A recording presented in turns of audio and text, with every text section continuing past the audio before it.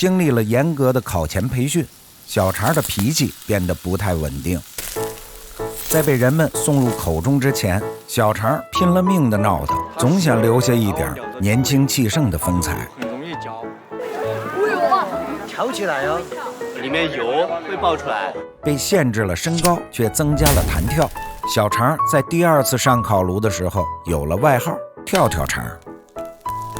他们有的老实，原地起落；有的叛逆，到处惹祸；有的好玩，呼朋唤友；有的暴躁，离家出走。他们最后的飞翔，也是最后的疯狂。俺说人必须吃折耳根硬稀，不吃折耳根没意思。我喜欢2个都蘸，先蘸完蘸水，再蘸这个辣椒面。在安顺吃烧烤，一定不能缺了灵魂蘸。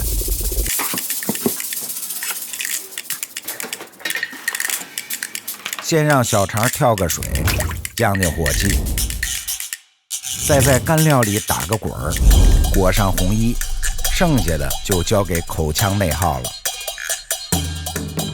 在后槽牙的相互作用下，肠膜被切开，糖油被轻松挤出，浓烈的油香瞬间钻进牙缝，会爆油。